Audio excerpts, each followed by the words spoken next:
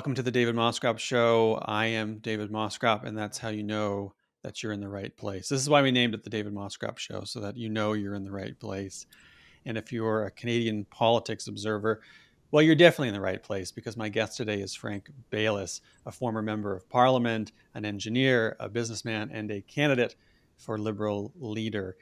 And I'm going to start very quickly by saying that the Liberal leadership contest has been, for me, a little bit irritating. It feels like a coronation, feels less like a debate about ideas than a horse race that's covered by the Ottawa bubble as such.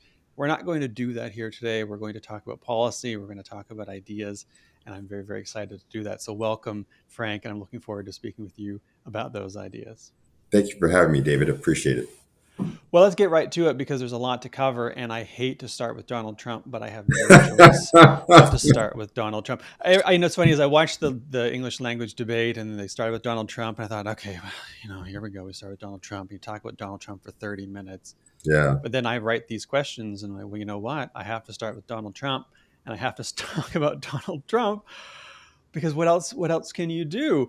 And you've said that Justin Trudeau and the premiers have made mistakes with Trump, that you wouldn't give him an inch. Yeah. How do you manage a problem like Donald Trump? So, yeah, what I've said in that is that I've been through this just by virtue of being in business for 40 years. I do a ton of business with Americans and I negotiate. I don't know how many hundreds of contracts and negotiations I've done. So, most of the time, Americans, good people, professional, tough. But I've run into Donald Trump's character enough times that I know how to deal with him. And sadly, we have been making mistake after mistake after mistake. And I'll just point them out, some of them, if that's okay. So, any schoolyard bully, anyone that's dealt successfully with a bully knows you can't give an inch. That's the last thing you do. So, when our prime minister got in a plane, flew down to see him at his private residence at Mar-a-Lago. He's not the president. He's not the president. He's not. He didn't have his inauguration yet. And you're going down there and bended knee to say I'll solve every problem because you sent out a tweet. That's what he's done, a tweet. And we say we'll spend $1.3 billion. We'll do this. We'll do that. This is a mistake of epic proportion. You should never give him anything. That's number one. Number two, we have problems with the border. So if he wants to talk about the border, call us up. We'll talk about the border, but we're not going to do it under threat of anything. We're not. If he says if I want to talk about the border, I'd say absolutely. We have a big problem with your illegal guns coming into our Yeah, country. that's right. No, we do. We have a real Yeah, problem with that. We yeah. had something called Roxham Road, where irrespective of what you say about illegal immigration, it wasn't flowing south; it was flowing north to us. So we have problems. We want to talk about the border. But I would say the first thing it says, I'm not going to even say one word while you've got this threat of tariffs on us. So take it off or do it, but we're not talking about the border. That would have taken a big chunk out of his argument. It would have changed the dynamics of the whole discussion right from the get-go. If you want to talk to me, talk to me. I'm not doing anything under any of your threats. We have an agreement in place. I want people to think about this because, you know, I see so many mistakes, but we have Christopher Freeland saying, I can negotiate. I said, what are you going to negotiate? We had NAFTA, and he said it's the worst deal ever. So then he renegotiates it, calls it CUSMA, USMCA, whatever. And he says, now this is a great deal. He signs it. He negotiated, he signs it. And he says, I'm not going to respect it. Mm-hmm. It's right there. I have it.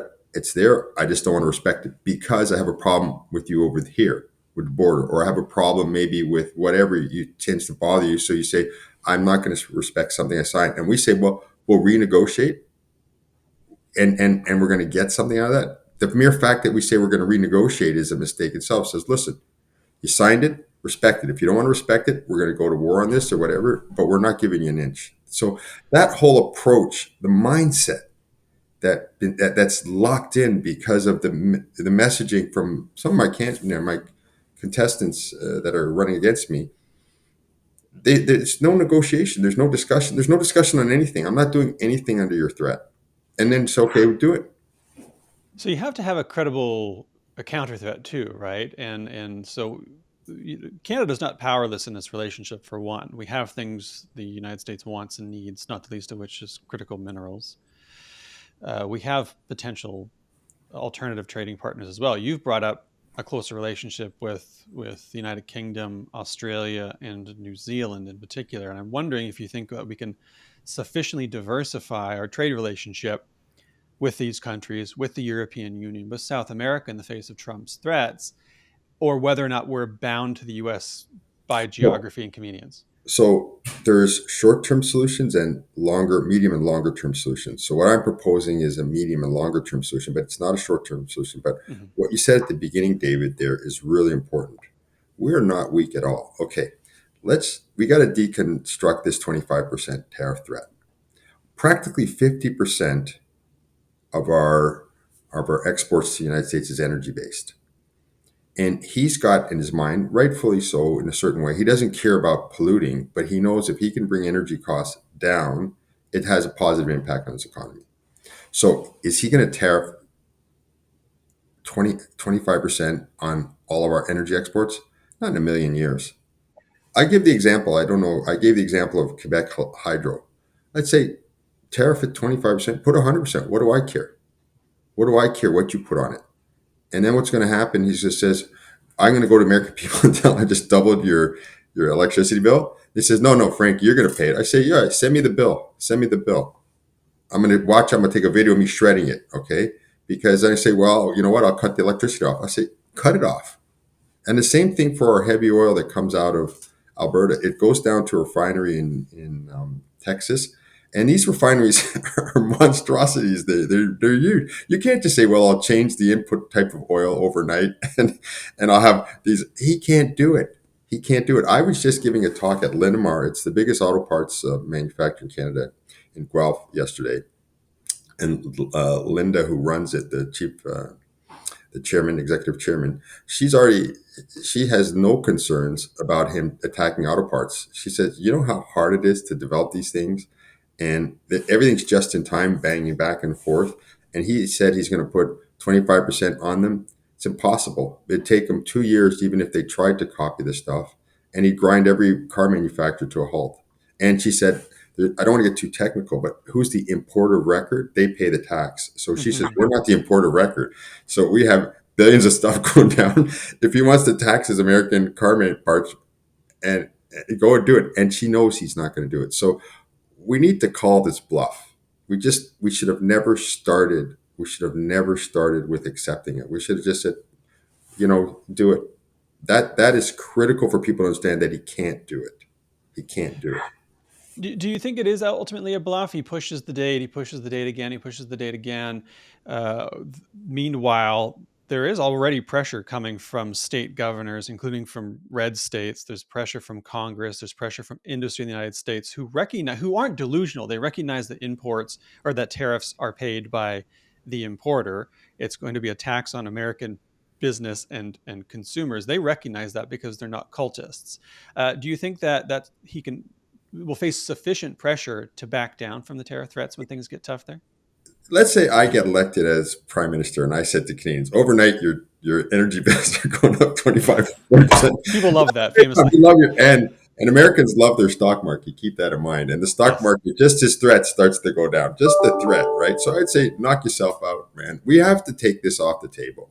And we should have never acquiesced to anything. If I'm elected, I'm going to go down and see President Scheinbaum in Mexico, and I'm going to talk to her. She's a tough lady, and say, listen, whatever you gave and whatever Prime Minister Justin Trudeau gave, if you're with me, we take it right off the table. We're not doing anything on the border.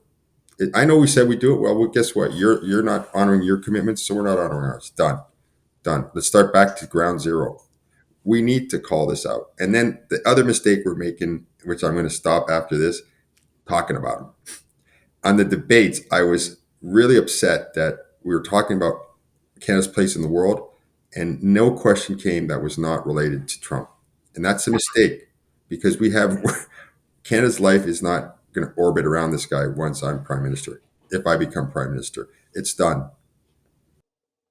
Well, I want to talk a little bit more about Canada's place in the world. Specifically, uh, we have one? The last 10 years, our foreign policy, to the extent that it has existed, seems unmoored. Our standing in the world is diminished. You yourself have said that we failed on Gaza, and so I want to start there. How have we failed on Gaza, and what do we owe Gazans, Palestinians more generally in response? So it starts off, and I'll come down to Gaza, but in the bigger picture, as I said in the French debate, because I had a chance to say it, we have been just direct followers of American foreign policy Hmm. from the get go. We have no foreign policy, almost, we could say. We just, what do the Americans say? We do it. Now, with Trump, if that's not obvious that we can't do that anymore, I don't know what is. So we have a ton of things that we need to do. And I'm actually going to put out an email today on that because I didn't get a chance to say it in the English debates. But so Trump is attacking NATO completely. We sign these agreements, then we don't honor them. So we said we're part of NATO. Part of NATO being means that you have to spend 2%. Then we come back and we start discussing it. Do we want to do that? Do we really want to do that? Well, hang on a second. We signed the deal. We should honor it. Now he's attacking NATO. We need to step up and say, look, we said we're part of NATO. We're going to meet our commitments.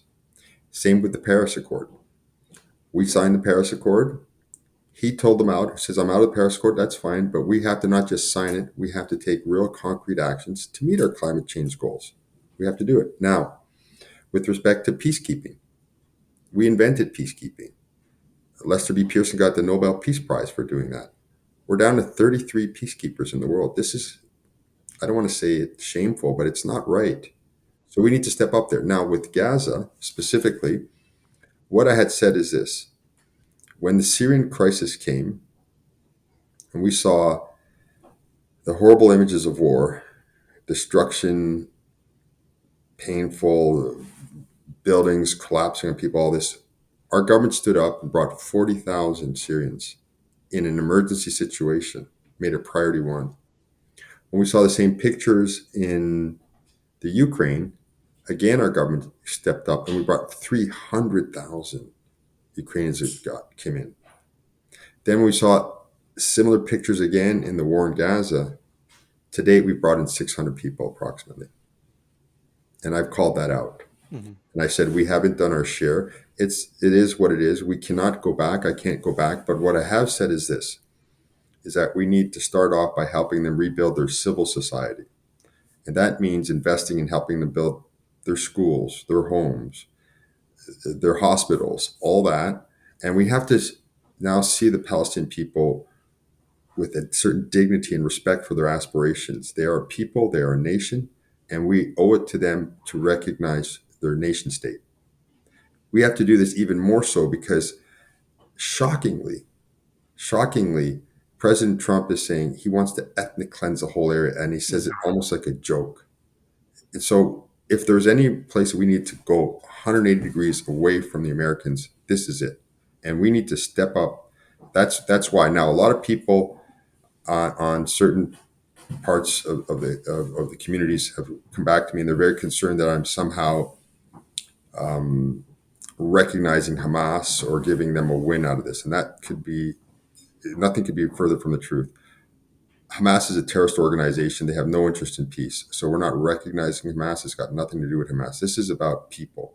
This is about the aspirations and the dignity of a people.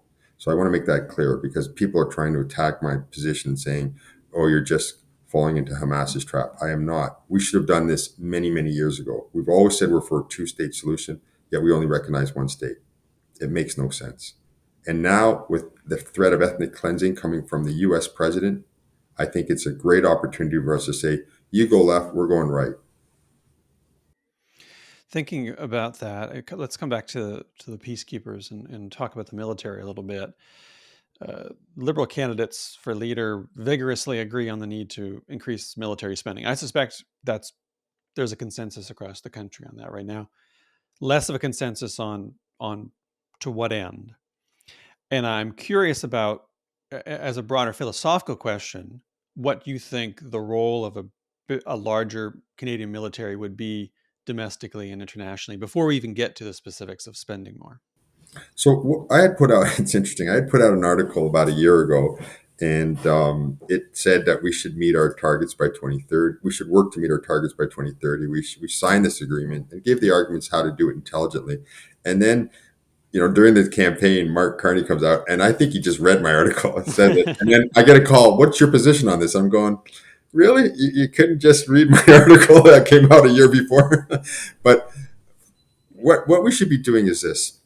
is defense spending. I'm all for it, but defense spending is not subject to our trade agreements. First thing to understand. So all these countries that do it intelligently, they fold that money into their own economy, and that's what I want to do. And to do it intelligently, you can't just start spending 2%. It's a ton of money. And if you do it poorly, you're going to do two things. You're going to waste it, number one, and you're just going to pour it out to the Americans or to Europeans that have their own defense industries. Why do that? We have aerospace industry here in Quebec. They can address a lot of our needs, but they can't do it in 1 or 2 years. I'm an engineer by training. They need to be given the chance to develop these technologies. Then once they develop them in concert with the government assessment of what needs we have. Okay, I'm just going to simplify it, but let's say we need drones to fly across the north. Well, they have certain criteria that they have to meet, distances, temperatures, all this stuff. And we can't just say, well, we're buying them, or we can say we're going to buy them from China or the States. Why? I'm not going to do that. We're going to say there's a program that they have in the states called DARPA, and I had proposed we just I'm someone that believes in best practices. It works very well for them, so I said let's do the same thing, but we'll call it CAR, the Canadian version of DARPA.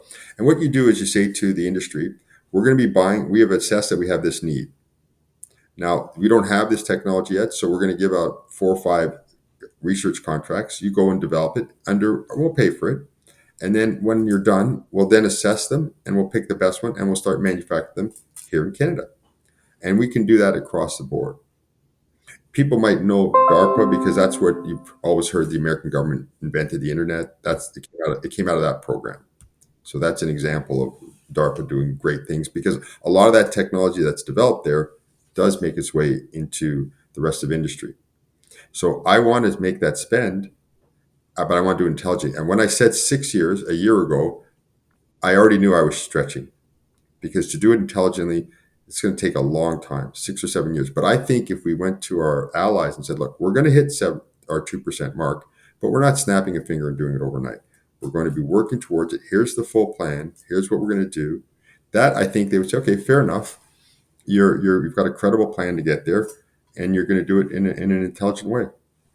To what end? I mean, you mentioned drones in the north. Is the primary concern for Canadian defense spending Arctic sovereignty? Is it or is it worrying about the 49th parallel at this point, or is it putting it into foreign peacekeeping? I mean, what's the broader vision for the role of the Canadian military in the world? I think all of it. You just touched on all three of them. That we are I won't say impotent towards being able to do anything, but when we're down to 33 peacekeepers, how can we project our values into the world of peacekeeping? Just like this is a strong Canadian value. We want to come and help peacekeep. People forget this, but the first UN peacekeepers were along what they call the Green Line after the Suez Canal crisis or the Second Arab-Israeli War. And part of that line separated Gaza from Israel. Imagine had that line still been in there today before the attacks of Hamas. Imagine how we could have had a huge impact. I want people to reflect on that. So say, okay, we can use these investments to project our values into the world. Our prime minister just said, I'm going to give $5 billion to the Ukraine. Whether you agree with it or not, he's actually writing a check and they're going to take that check and what they're going to do with it? Buy American goods or European goods. What if he said, we're going to give you $5 billion worth of Canadian equipment that you actually need? That's Then the what? American model, right? Yeah, and then guess what? So then we're buying our equipment, so we're helping our industries. The profit stays in Canada. We're going to tax that profit, and we're going to send them equipment that they need. That's an example of how we could have a huge differentiator instead of just writing a check, and we would win both ways that way. So that's the idea that why we need a defense industry. We need it also to protect the North, absolutely, because if not, people are just going to abuse it to the point that they say, well, what are you going to do about it? And we have to be able to do something about it. What about the economy? So, when we talk about Trump, we're talking about the economy. When we talk about defense spending, we're talking about the economy. We're always talking about the economy, but I want to expressly talk about the economy first by way of the budget. Let's start with the deficit. You've talked about trying to deal with the deficit through smarter spending, deal with the deficit through productivity. I'm curious first what you think about the liberal fiscal anchor. For 10 years, we've heard about the liberals saying under Justin Trudeau and Chrystia Freeland, deficits are okay, provided that the debt to GDP ratio is sustainable 1%, 2%, 3%. Do you believe in this fiscal anchor? No, no, I don't. And when I got elected, that's not what we were saying. When Right. we were elected, we'd have made a promise that we were going to run 3 years of deficit of $10 billion each year, and all that money was going to be invested in infrastructure. And I had no problem with that.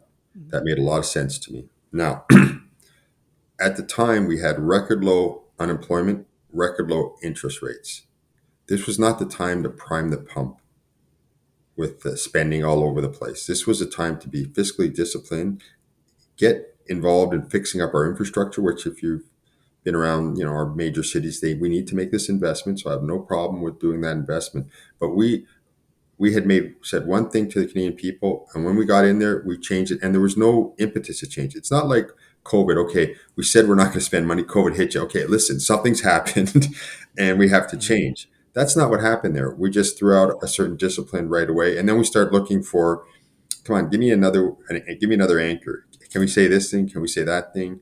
And I disagree with that fundamentally. I'll tell you why too.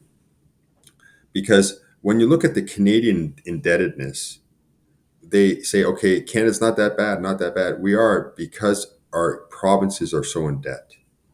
And Ontario is more indebted. Ontario is the most indebted entity in the world. That's not a country. It has more debt than California. So we have a huge debt problem, but we try to. I don't look at the. We try to not look at the provincial debt. But guess what? The person who lives in Ontario has to service the provincial debt and the federal debt. And we said, look, we got a bit of room on our credit card, so let's spend on the Canadian federal credit card. I think it's wrong. I think we need to get our house in order. I'm absolutely convinced of that, and that's why our dollars collapsed. So we need to get our dollar back up. That's the real answer to affordability. You've also mentioned productivity as a way to do that, and I want to start by saying this: the liberals, you specifically talked about increasing productivity. The conservatives immediately started saying, well, that means workers working harder, which it doesn't. It means doing more with the same amount of stuff or less. So let's first of all understand what productivity means. But related to that, two questions. The first, but I'll give you a hint. The second one's going to be how much can we actually get from productivity? But the first question is, does that imply an increase in automation? And to the extent that it does, what does that mean for the future of jobs? So what when you talk about productivity, what we talk about is investment in technology, investment in new processes, new approaches. It's all of it. It's not just to say, okay, I bought a machine and that's going to take it out. I built that company with my partner and my mother who started it, 3 people to 1,000. And every time I brought in a machine, I said to people, don't you worry about that machine taking your job. That machine is protecting your job. That machine is making sure that your job stays here. And we grew and we grew and we grew. So this kind of mindset, oh my God, the machine's going to take my job. No, the machine's going to save your job. And what we have now is like, if I said to you, look, David, a cell phone's pretty expensive. You don't need a cell phone. We're going to save money on the cell phone. And you're going to say, I'm not sure I'm going to be so productive if I can't use my well, cell phone. well, I might be more productive without a cell phone, but, but But you're going to say, well, how can I make these calls here? How can I do that's all right. that stuff? Yeah. So we have this mindset that investment in technology is a bad thing. It's the opposite. It's the one thing we need to be doing, and we can do it. And one of the things I was trying to say when my 3 pillars is modernize the federal government. It's about bringing productivity to the federal government. And everybody says, "Oh, Frank's going to start firing people." And that I'm not talking about that. I'm talking about looking at every department and saying, what are we doing right? What are we doing wrong? You know what? We may need more people here. We may need nobody there. So when you see someone come in, I'm going to cut 10% across the board, a bit like these Doge guys are doing. They don't know what they're talking about in the States. They don't know what they're doing. So everybody's getting 10% cut. That's silly because you might need more people here. You might need nobody there. So whenever you see that kind of simplistic talk, you see this out of Pierre Poilievre, it's because they don't know what they're talking about.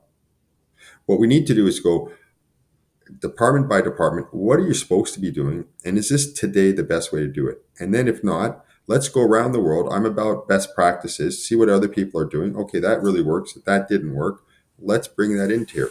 And there's opportunity everywhere. I'll just give you one, if you allow me, David. Hmm. Revenue Canada. Okay. There's nobody that's not frustrated with Revenue Canada. It's the number one pain point for businesses and individuals in dealing with the federal government. And the people that are calling up Revenue Canada are not the people that call up and say, hey, listen, I'm trying to steal money and I don't want to pay my taxes. Can you help me avoid paying taxes? I want you to think about that. The people that are calling up are trying to do the right thing. They're saying, I got to pay my fair share of taxes. I don't want to overpay. I got to question that. And we make it painfully hard for them. We suck up their time. Now, what if I was to say to all businesses, I can completely revolutionize this thing, get it working for you. If you have a call, you can go online, book a call, do a Zoom call, whatever, get your questions answered, clean up the whole tax act because it's become ridiculously complicated, and such that you now have 2% of your time back. Guess where that's going to go? Right into productivity. That's an example how the federal government, instead of just saying, you guys got to be more productive, you guys got to do this, let's start with ourselves. Let's just get the system working. Passports. I just want a passport. Okay. How about we make it normal and use all this technology that exists to get to your passport? We can do it. It's doable. How much can productivity drive? Uh, I mean, I'm assuming the some of the logic goes, you become more productive, you grow the economy, you increase revenues. Revenues is good for individuals, good for business, good for government. They get more taxes, you pay down the deficit. Uh, you still got quite a big deficit. Say the deficit is $50 billion a year. If you want to cut that back, you've got to find somewhere to cut. If you're going through the budget day one, what are you looking at for balancing that in the long term? I'm not going to look at cutting. I am going to stop announcing programs that we can't pay for. That's the first thing. What I am going to do too, and it's part of the second of my three goals, which has a huge impact on expenses and productivity and everything, is healthcare. Healthcare is the biggest spend for every provincial government, and it is the biggest transfer of money of our transfers from the federal government to the provinces. So guess what? If we fix healthcare and get it working well, we're going to save money. We're going to impact productivity in many ways because guess what? You're sick, you're not going to spend 3 days trying to get help. You're going to get it right away. Or you know what? Your parents are not well. You don't have to take 7 days off work to get them into the system and fight it. So then you can be working more. The healthcare system, the impact we can have on fixing our healthcare system is about productivity. It's about deficits. It's about healthy people. It's huge. And guess what? The beauty for us in Canada is that we're not like the States. So when Obama said, I got to fix healthcare, the first thing Americans says, what the heck's the government doing in healthcare? Get the hell out of healthcare. Excuse my language. You have nothing to do there. Whereas in Canada, we're all sitting around going, well, when are you going to fix the darn thing? And then like our government announced a couple of years ago, they're putting $40+ billion into healthcare. Nobody went, oh, thank God, healthcare solved. We all had the same sigh. Yeah, okay. There goes another $40 billion down that pipe, and nothing's going to change. I've been in it for 40 years. I can change it. We can make it work. It's totally doable, and we're in a unique position because we're expecting the government to help. So, in fixing healthcare, we're going to have a huge impact on positively reducing our deficit, but in a good way. And I'm going to take a load off of the provinces, load off the federal government, get people healthier, faster, better. We're all going to win. It's. I see healthcare reform as an amazing opportunity across the board. Do you do that through? I mean, obviously, you can. I'm sure. I say this as one of the more left-wing commentators in the country. I'm sure you could find efficiencies in healthcare, It's not. I- but uh, but you can only find so much. So I wonder two things. One is Oh, uh, you're going to be blown away what's out there. You Oh, would. I know, no doubt. I mean, you look at some of the fee for service models where the efficiency of being able to deliver the service has increased exponentially, and the fee then returns just tremendous income to doctors who can, whose productivity is genuinely increased. They can do far more scans or whatever in shorter time, but they're making a fortune off of that because of the fee for service model. But I wonder, you start saying, okay, well, we're going to reduce spending where we don't need it, whether or not you then have to deal with, doctors and Look, hospitals and provinces who say, we're not giving up the money that's being put into this. no, it's like it's just stop it from growing is already going Right. to just stop it from growing. Let alone, I don't have to come in and say I'm going to take any money away. We just can't have it grow at this rate anymore. We know this. It's squeezing out everything. Every province can't have their education. All their other programs are being squeezed out. What what it has to do to fix the healthcare system, I call it a paradigm change. We have to say, okay, the system was designed in the 60s when the baby boomers were very young, and it was designed for what we call acute care. Bad luck. Hey, I walked across the street, I got hit by a truck. Don't worry about it. We're going to rush you to emergency. We got this building. We're going to fix you all up. We're going to put you out there. I'm a young person. I'm in my 20s. I don't need to see the doctor 3 times a year. I might even see him once every 3 years for that matter, because I'm a healthy person. I don't need to go there. Today, we have a much different need. The need has changed. It's chronic care. It's an older population, and we're using the same tool.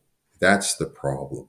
And then we're just saying more money. So I give this analogy. It's like used to be, when you got a hammer, everything's a nail, right? So we have a hammer, was a nail, and now we got a screw. So people say, can you just get a bigger hammer and just whack that screw? And I'm saying, no, stop doing that. We don't need to get a bigger hammer. We just need to understand now we need a different tool. That's where we're at. And if we get that and we understand how the system was designed, so the system came in when every doctor was private. And they said, okay, look, we're going to make it public. And then the doctor said, well, I'm still a business. I'm a private business. I have my little office. I have my phone. I have my secretary. And I remain a private entity. And now we have that to this day. Whereas most doctors that are coming out of med school now don't want to be in that model. They actually don't want to say, I don't want to be fee for service and setting up an office and all that and spending half my life being an administrator. I want to be doctor. That's what I like doing. Don't make me do this. So they actually want the change. It's also changed because it used to be a male dominated profession. Now it's a female dominated profession. And they say, look, I need time off to raise my families. I want a work life balance. I love being a doctor, but don't do this to me. So the interest from the physicians is there. The interest from the nurses, from the whole system is there. But we're rigidified in this one view, and we just got to say, okay, let's go in a different way. And I have a number of solutions to do that. Are you imagining something like the NHS in the United Kingdom, where the doctors are employed by the state, or in this case, the province? The doctors want to do that more and more, and the problem with the NIH is that I don't know if you've seen what they pay their doctors that come out of school. They've been on strike constantly. It's ridiculous how little they're paid. You'd be shocked. I think some of them could make more money working in fast food or something like that. It's really ridiculous. When I was in the UK last year and they're on strike. So I'm not talking about copying a bad model. What I'm talking about is this. First of all, I mentioned I want to train 6,000 nurses to become nurse practitioners. So you have a nurse, you have a doctor, but a nurse practitioner is very close to what a doctor can do. And I want to put them in, let's just call it a box called a continuous care center. And they'll have a couple of doctors in there, but they'll also have all the new AI technology in there. So you have an issue. Today, if you have an issue, they say, go to the doctor. And if you can't, what do they tell everybody to do? Go to Go to emergency. the ER. And we all know, God, no, no, not the ER, Yeah. because the ER is overwhelmed. It's 8 hours sitting around with sick people and waiting and getting sicker and that. And it wasn't designed for this. And then people say, well, build a bigger ER. No, no. What we're going to do is open more doors. So we have 2 doors. We're going to open a continuous care door, and it's going to be staffed by nurse practitioners. And they're going to be well paid, and they're going to have a doctor on standby or in the building too if they have a question. And they're going to have artificial intelligence. They're going to have all this stuff. So, and then we're not going to have to pay them as much, but they'll still be paid quite well. And they can take an appointment. I don't feel well. Come in and see me. No problem. That's the first thing. Then we're going to open the door. Pharmacists. Pharmacists have what they call scope of practice. I'm trained to do this much, but I'm only allowed to do this little bit here. Let me do a bit more. And now different provinces are starting to cop onto this, and they're Hmm. expanding the pharmacist scope of practice. But they have to open that door completely wide open. So you have a number of these elements. I don't want to go downtown. Just go right to your local pharmacist. They can diagnose you, give you the prescription, and you're on your way. In Quebec, they're going to take something they're looking at today, or not Quebec, but in Ontario, for example, birth control. You don't. Do you really need to go to your doctor to get that? Not anymore. They're going to change. It hasn't changed yet, but that's a huge thing again. We're just going to bring it to the pharmacist level. So you have doorway, two doors. That's going to be four doors, and we're going to even need a fifth door, which is home care. A lot more investment in home care. So I have these issues. I don't want to fight the system anymore. And guess what? Do not go to the emergency room. Yes. No. Do, Do not go to the emergency. Leave the emergency room for what it was designed to do, emergencies. it's funny that you mentioned the pharmacist's scope of practice idea, which I find infinitely frustrating because it's an inherently good idea that I support, but then it turns into everyone ends up further into the Shoppers Drug Mart Loblaws ecosystem, and this is a sort of beside the point, but it does sort of speak back to developing a competitive economy. Is are we just truly trapped in a country that's run by five companies? It's five companies in a trench coat. Because I've diverted back to an earlier question here, but I think I've got to ask it because you talk about pharmacists. Well, you're going to Shoppers Drug Mart. Where else are you going to go? How do we deal with that? That everything seems to revert back to the five, six companies that dominate as oligarchs in this country. We do have oligarchs, and you've got two choices there. There's one where we can just open it up completely, and then it's just going to be Americanized in very short order. Our banks, our pharmacists, everything. And you don't want that. So then what you do need to do is you're going to have some form of oligarchy, but then you need to keep on top of them. And wherever they start to abuse the system, say, look, do you want us to come in and regulate you more, or you want to behave? And nine times out of 10 say, okay, we'll behave, but you got to be monitoring them. Bank fees. Okay, look, why are your bank fees double what the Americans are? No, no, yeah, I heard your excuses. You want us to regulate you or you want to do something about it? And they'll always do something about it. So I think that we need this. I'll give you an example, a great example. So when the crisis came, 2008, Canada was not hit anywhere near as hard as the rest of the Western world because at the time, Jean Chrétien and Paul Martin was finance minister, did not let the banks speculate in mortgage-backed securities and what they call credit default swaps. So when that house of cards collapsed, and by the way, Harper, who said he got us out of that, is dishonest because he was on the side of the bank when they were arguing, "Hey, there's all this money to be made. We want to do it. We want to take these risks." And Chrétien and Martin said no, and Harper was advocating for the banks. But when it collapsed, there was I had nothing to do with that. Don't talk to me. But when it collapsed, our Canadian banks were in excellent shape compared to the rest of the world. Our banks were worth more than Bank of America. We could have bought Bank of America in that. Obviously, Should that have. was because it collapsed, but then it came back up. But the Americans had to bail out AIG $90 billion, just a phenomenal amount of money had to be sent. We didn't have that problem, so we do want to be differentiated. We do, but there is abuse in our airlines. There is abuse in our banking, in these different industries that we do protect, and we just need to say, okay, how do we deal with that? But it would be dangerous for our sovereignty to just open it up completely. I want to close out on housing. I think we've hit all the. Wow, we didn't sufficiently talk about climate, housing, and really quick on climate. That's classic. Climate always gets tacked on to the end. I'm as guilty now as everyone. Um, but I talked to housing expert Carolyn Witzman a little while ago, and she said to me, "Look, part of solving the housing crisis is non-market housing. Obviously, part of it is also stabilizing housing prices now and growing incomes so that the cost of a house becomes more affordable as your income grows and the cost of the house is stabilized." Do you think we can do that? Because we've proven poor at building, but also poor at raising income sufficiently to catch up to the price of houses.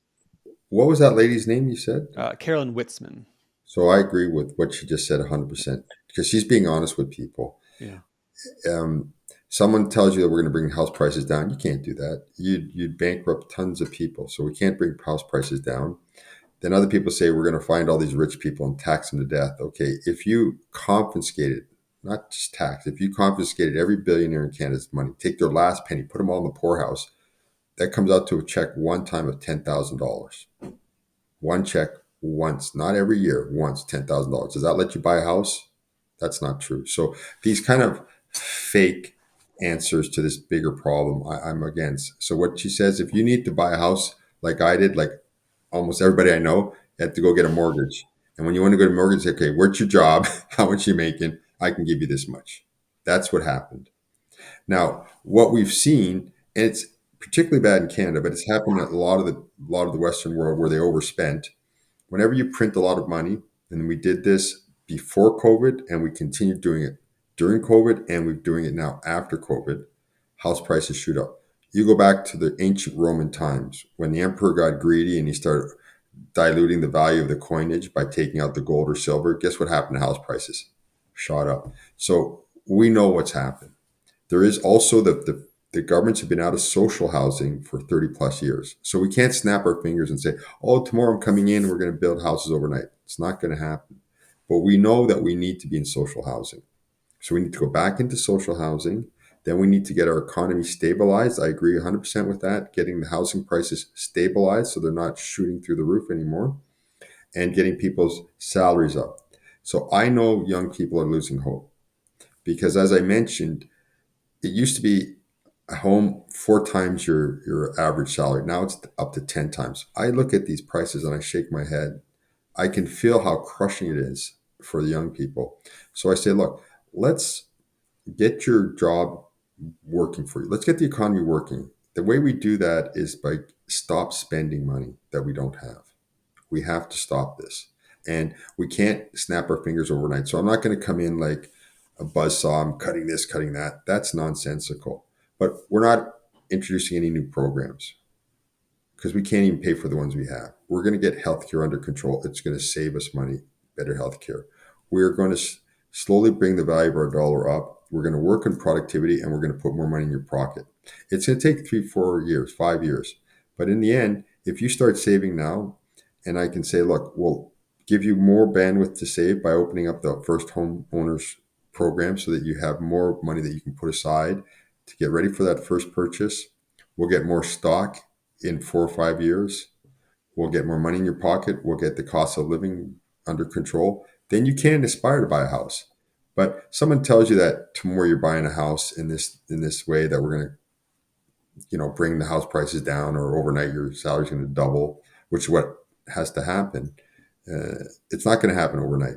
But if I can show a pathway to it, I think people say, okay, look, young couple might sit down and say, let's get ready to buy a house in 3, 4 years. Okay, what do we got to do? This is going to be like this, and they can plan for it, and it can happen. So I want to encourage the young people. I don't want them to lose hope.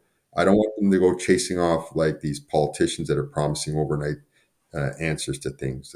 What is that? Build the homes or whatever, like Tax nonsensical. the tax, build the homes. These nonsensical slogans are not going to get anything done for you. It's going to get somebody elected that wants to be elected. It's not going to get anything done for you. So, and anybody promising these overnight pithy slogans that are going to be simplistic to get things fixed, it's not true. You need to buy a house. You need a good job. That's what it is. In our situation, my partner and I, we sat down a couple of years ago and started planning, thinking about buying a house. Talked to a financial planner who was quite good, and then one day we were looking around at a house. We're like, "Oh no, we love this one. We need it right now." Blew the plan out of the water. Uh, but we were lucky that she owned a place, and so once you're in, right, and you can parlay that to Absolutely. the next one. But getting in is tough, and thinking about getting in, and then I'll press on the climate, and then we'll wrap up. But then getting in, if you remove fees, taxes, whatever it might be on first time buyers, you do induce demand. So does that uh, inducement of demand undermine housing affordability? Yeah, like the idea that we're going to cut taxes, GST in the houses. What happens in business? So say we'll just take that. The business will just take that money. So it's not the answer. The answer is okay. like you figured out, it's never the right time to buy a house, never the right time to have a baby, it's never the right time to get That's right. married. But someday you go, oh, we're just doing it. So you did it, and you struggled through, and you have no furniture. I went through it. You know what I mean? The guy says, buy a lot of plants, Frank, because There's one over my shoulder. it fills the place up, and it doesn't look like your house is empty. Okay, but how do I say this? We can get there. I know that there's this. It's a hill too big to climb mentally for a lot of people, but we can get the home building back in place. We can get social housing, which is what government should be doing. So get social housing working again. Then we stabilize, exactly like that lady said, let's stabilize the pricing by getting more houses built, more homes built, all that. And then let's get the cost of living under control, so you have more money. And at some point we might even be able to lower your taxes. I know some of my colleagues are saying they can do it tomorrow. You can't do it tomorrow, but if we get things under control, we can then look to alleviate pressures on you. So maybe we can lower your tax. Not today. That's not honest today. But in if we get things going right, we lower your taxes. Our dollar's worth more. So when you go grocery shopping, you have more money in your pocket. House prices stabilize. Your salary's going up. And in a couple of years, you say, yeah, it's feasible that we can buy a home. And I want people to do that. So I'm going to work towards that. And like I said, it's hard right now, but don't lose hope. Well, speaking of losing hope, we're going to close out on climate real quick. It's a perfect segue. You support a consumer carbon tax? What I've said is this, and I've made it abundantly clear. There was a time when in human history we just dumped our garbage anywhere. And at some point we said, look, this is not right. So we have garbage collection. We have garbage collection. Then we said, look, we evolved that. I said, not only garbage collection, this stuff we can recycle. So we will recycle that. We fixed our dumps to make them more efficient. We did all kinds of stuff to reduce our garbage impact, but we pay for that. There is a cost. And we pay for it, and we happily pay for it, because I've been in cities when they stop collecting garbage. You don't want to be there. Okay. That's right. You do not That's want to right. be there. So we have this cost. Now, the same thing was used like in water. It used to be every paint manufacturer set up beside a waterway and just dump the effluents and whatever they need right in there. And we said, what the heck's going on? Used to be all sewage, just right into the lake or the river. And we said, look, that's over. You're not doing that. And now we pay for water treatment plants, sewage treatment plants. We tell these factories, you can't just dump your stuff into the lake. And is there a cost for this? Yes. Again, we're happy to pay it because we want to have clean water. We want to have our fish. We want to have our beautiful lakes in good shape. So the stand now comes to the air. So you can't pollute the earth for free. You can't pollute the water for free. Right now, you can pollute the air for free. And people say, don't worry, you don't need to worry about that. Well, no. I've been in some of these cities where you never see the sun. Hmm. Sky is not blue. And after a couple of days, you realize this isn't haze. This is smog. This is tremendous smog. Where they have advisories: kids not to play soccer today. Don't go outside today. The air is bad in your home or in your office building. It's just not as bad as what's out there. But this is destroying your personal health. It's destroying our environment. It's the cause of what you call greenhouse gases and that. So when anybody tells you, don't worry about it, there won't be a cost for you on climate change, which is really related to polluting the air, they're not being honest with you. What I've said is right now, what we're doing with the carbon tax is I'll take some money from you and I'll give it back to him and I'll circle it around like this and that. But we're not actually saying, I'm an engineer. Give me something concrete. I want to say to Canadians, you see those wells that were pouring out methane? Well, we capped them. You see this new wind farm? Well, we built it with your money. You see this nuclear reactor? I know people say, no, no, nuclear. We need it. We need what they call base load. We've taken whatever you've paid, and it won't be the same amount in that, but you're going to contribute and we're going to put it to work. Just like you contribute. When you contribute for your water tax, we don't say, well, David, this was your 7 liters that came from your house, and we cleaned your 7 liters to give back to you. You put it into a pool, and we know that we're going to have water treatment. And the same thing is going to be for the climate change. I want to see concrete actions. I think if I go to Canadians and say, look, see these projects, see what we've done, see how we're moving towards our Paris Accord climate targets, people say, okay, I get it. And they won't lose hope. We're going, okay, what are we going to do about the climate change? And if you look now, when I talk about air quality, every temperature app, what's the temperature, or whatever, has an air quality index on it because that's how bad it's getting. We do not want to lose control of this thing. And we can do it, but it's going to have a cost. It's not going to be this circular nonsense that we have now, which just frustrates the heck out of people. And no one sees it. No one sees something positive coming out of it. I want to be able to point to project after project where say, we're doing a step here. We're doing a step here. Even people say, Frank, you're promoting natural gas. Yes, because if sur l'échelle, on the global scheme, right? You have the Asian markets that are burning coal and oil, which is terrible, and they want our natural gas, which is great for us economically, diversifies us, and it helps the environment. The same thing for Europeans. So we need to stop saying, okay, it's either got to be 100% perfect or we're not doing it, which a lot of environmentalists say, and say, okay, great. So for the last 30 years, we could have had a huge impact. We didn't have it because you had this altruistic, it's either 100% perfect or not. So I'm not for that. And people say, Frank, nuclear is terrible. It's the end of the world. Yeah, guess what? Your house is burning down. The fireman shows up. He said, put the fire out. Yeah, but what about the water damage? Yeah, yeah, yeah. Okay, Also, yeah. nuclear technology is different than it was with 3 Mile Island and Chernobyl, and right. The people forget that those things were designed when they used slide rules. I want to Yeah. those things were decided before calculator. That's how much the technology's changed. But my point being is, I think people would be ready to pay for real solutions. Well, I certainly hope so.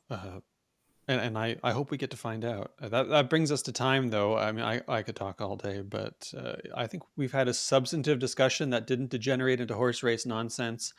And for that, I suspect our listeners are grateful. I'm certainly grateful. Thank you so much for joining me here today.